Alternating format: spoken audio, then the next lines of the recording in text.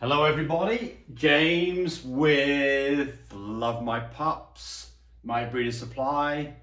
Please subscribe to us, makes us want to do more of these videos. And go check out My Breeder Supply. We have great products out there that will help you with getting dogs pregnant and raising beautiful puppies.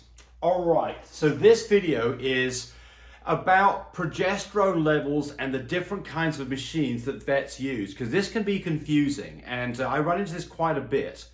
So in America, the majority of machines are measuring in nanograms per milliliter. This is this black line, this is this black axis right here. If you're in Europe, it's typically shown in nanograms per mole. That is these red readings here. And if you're using a mini Vitus machine, it has a lot higher numbers, and that's used in America. So it's important that you know what kind of a machine is being used that the vet is giving you results from, because it will completely mess you up if you get this wrong. So I had one the other day and somebody said, yeah, the vet said that my dog's at an 18. And I'm like, oh crap, we should have already started breeding that dog. Well, it turned out it was on a mini Vitus machine. And really on a mini Vitus machine, you're breeding on 28. So you've got to know this information. So the other thing about all of this, it's all to do with the slope. It's all to do with the rate of change of this curve. It tells us what's going on. So on this graph, we've got progesterone read in 3 different kinds of units, and we have the number of days since day 0, first signs of blood. And this whole thing is actually triggered on day 7 approximately, where there's a thing called the LH surge. LH surge. We don't test for that very often. We used to test for that all the time. I'm going to draw a graph of the LH surge in this orange one here. What the LH surge would look like a graph like this.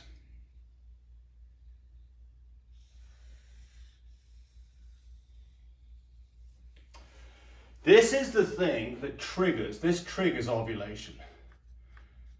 Triggers ovulation. So the whole thing is actually timed off LH surge. The problem with LH surge is it's a very quick spike, and so you have to literally test every 12 hours, otherwise you can miss the LH surge. We just don't do that anymore. I mean, I haven't done the LH surge test in, 6-7 years. But it's important to understand what's going on here. So this whole graph, when I've said that the LH surge is on day 7, well, it might not be. It might be on day 4, it might be on day 12. What matters is the shape of this curve. That's what we're trying to detect. Specifically, what we're looking for is the point where we have a marked change in the rate of progesterone level. So what happens here is if you look at the first, typically 5 days of a heat cycle, the level's less than 1. It takes 5 days to get above 1. Once it gets to a 1, it typically doubles every day. So in another 4 days, it's gone from a 1 to a level of 5. That is typically ovulation. Then after that, it almost doubles every day. The day after ovulation, it's an 8. The day after that, it's like at a 15. What we're trying to do is we don't specifically care what the exact numbers are. What we care is this sudden increase in progesterone level. That lets us believe that we've reached ovulation and that we should then be breeding in 2 days. So we're going to check that by checking the new progesterone levels as we move on this graph. So it's not obvious here, and I mean, most people, I don't see people talking about this, and they should be, because the actual physical number, one single number by itself, can be very misleading, especially if you don't quite know what units you're measuring in. But what is significant is the time, the day when you see the progesterone level almost doubling. When you see that, you're at ovulation, and you're going to be breeding 2 days later. So these are the numbers you'd expect to get on a vet report. So the first number you get, let's say day 6. So we're at day 6, and we're going to do I recommend you do your first progesterone test at day 6. And by the way, at day 6, we should be above a 1. That's why we wait till day 6, because anything before day 6 is not particularly meaningful.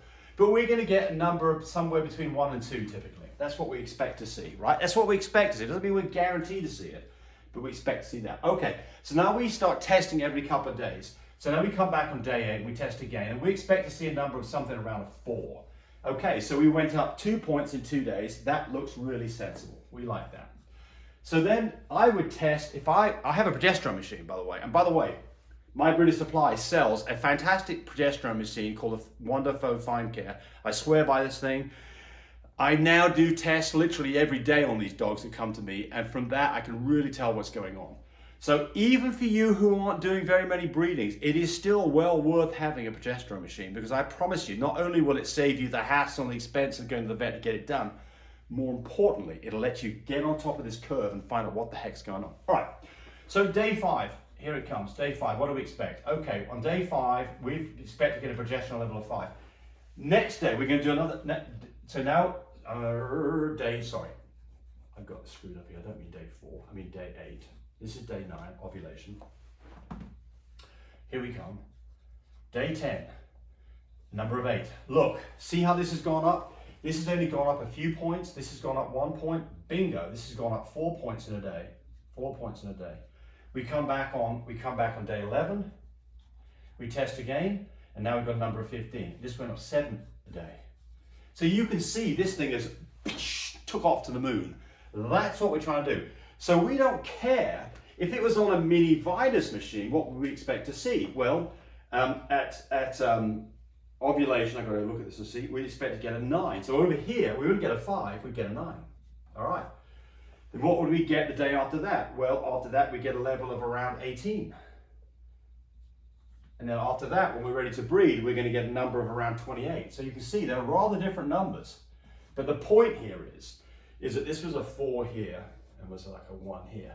The point is that we saw this dramatic increase in numbers, where it was only going up 5 points a day on a Vidus scale. All of a sudden, huge jump in the number of the progesterone level we see each day. This is the important part. Hope you can see that on the screen.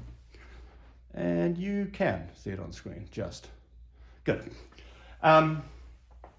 Yeah, so the point I'm trying to get across to you is the absolute days and the absolute numbers that you have, they are all helpful. I mean, what is the color of the blood? I mean, if it's a red blood and it starts to go light, that gives us an idea that we're about to get close to ovulation, specifically if it's day 9. But the important thing is that the progesterone numbers start going up at a rapid amount. That is the secret to this. It's not the specific number. Different tests and different machines can read differently. And that's why you have to have a number of numbers, a number of tests done over a 2 or 3 or 4 day period to really tell what's going on. We're looking for this knee. We're looking for this increase. So this is what I do. I start breeding on a 12 on my machine, on an IDEX machine. I start breeding on a 12. And I keep on breeding. I breed typically day 11. I wait and breed again 2 days later on day 13. And I'm looking for a progesterone level here that's an 18. And if I see that 18, I know that I'm in this nice big part of the curve. I've got 2 breedings on her. I'm happy. If it hasn't got to an 18, I wait 2 days and I breed again and I test again and check again to make sure the number's above an 18 or higher. So basically I want to make sure I'm in this part of the graph. So very important, don't get confused by numbers, because you've always got to ask, what kind of a machine did you test on? Was it a mini Vidus? If it was an IDEX, or the one that I used, Fine Care, or I think it's Vet Chroma, they're all this black line. They're all this black line.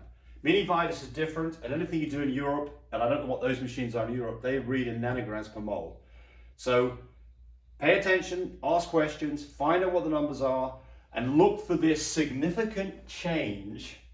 Don't get so stuck on the physical number. Look for this dramatic change in progesterone readings. And once that starts happening, you're going to breed about 2 days and 4 days into that process, and you'll probably get a good result from that. All right, that's it. There we go. Get your dogs pregnant. Pay attention. Class is out. Remember, My Breeder Supply, we want you to buy our products because we think they're wonderful. And we have lots of beautiful stud dogs, Frenchies, at lovemypups.com. Thanks for watching. Bye, everybody.